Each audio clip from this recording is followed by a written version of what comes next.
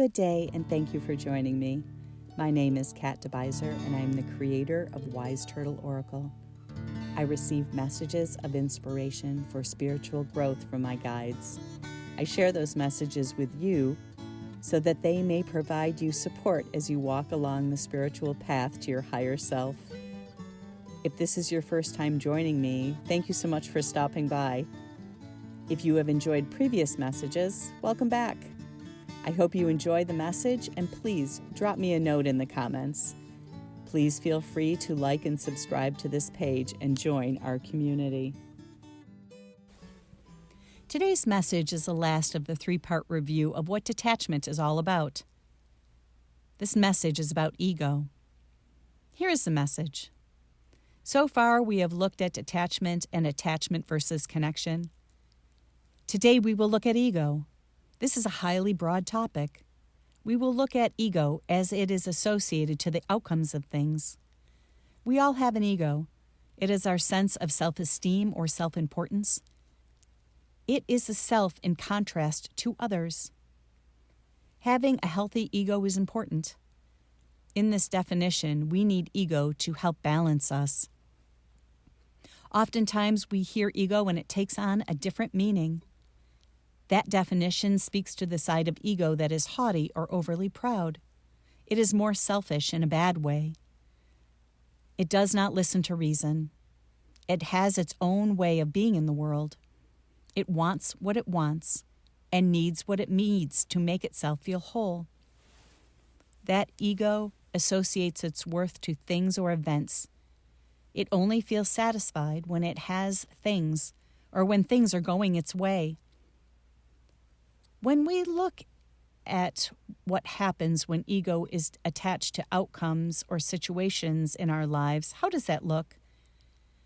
As ego is always present, it is easy for it to get out of control.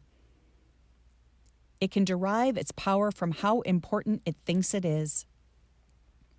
Say you are in a family that has a strong egocentric member. That person has children. Throughout the children's lives, the egocentric parent drives them. They must get good grades. They must excel in sports. The children cannot let their parent look bad. The parent has their ego attached to the outcome of their children's accomplishments. If the child fails, then the ego of the parent is bruised. The parent is embarrassed. The parent then takes that embarrassment out on their children. In work, we take pride in our contributions. It could be that we have a project we have responsibility for, and our team is working hard. If we come from a place of ego attached to the outcome of the project, we may be overcritical of the work or the contribution of others on the team. We want perfection, and our ego is driving perfection for the perceived accolades and attention it will provide. It must be the best project ever. So we drive ourselves and everyone very hard. The project is completed. It could be that the project falls short of expectations and our ego takes a beating. We may leave the team or find a job in a place where our ego can start over again. Or, in the process of driving to completion, and because our essence is so attached to the outcome, we alienate coworkers whose relationships will take work to repair. If the project goes very well, we could take on an overly proud sense of accomplishment. We might even take all the credit for all the team members' hard work. That could also alienate us from the team.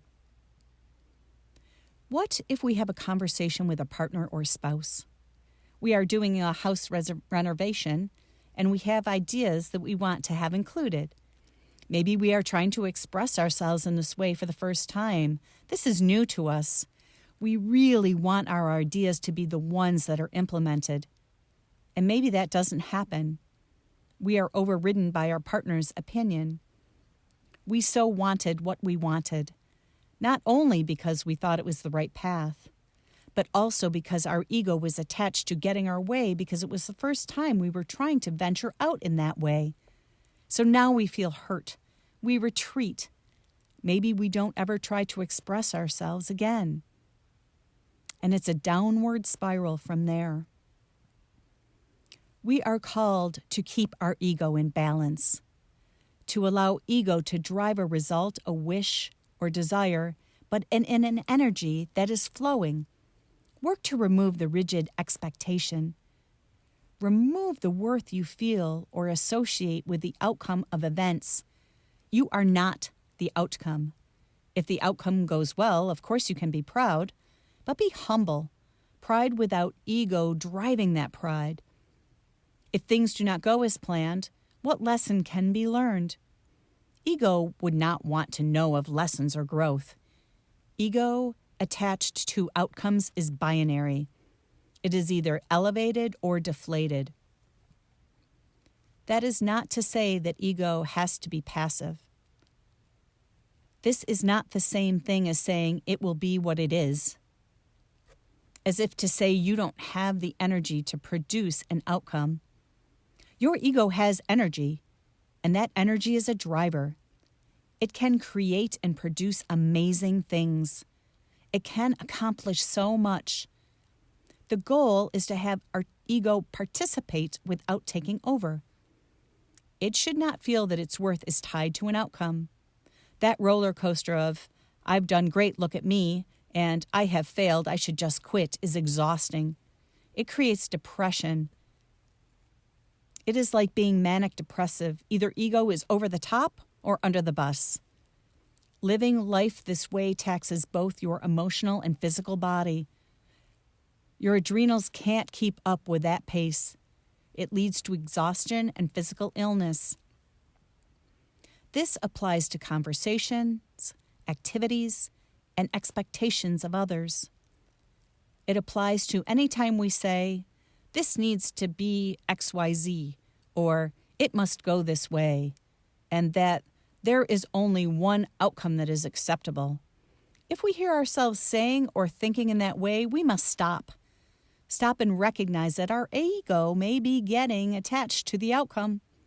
Shift our thinking. Ask instead for the outcome or resolution to come in grace and in a perfect way, to enhance the energy and spirit of all involved for the best result. That energy is much healthier. That energy will allow ego to participate, but not overtake us. We can then learn lessons for our additional growth, and we will preserve the relationships and connections that we have made. I hope this message provides you inspiration on your own personal journey. Thank you again for joining me today. My contact information is in the description box below. I look forward to hearing from you. Please stop back to listen to other messages of inspiration. Bye for now.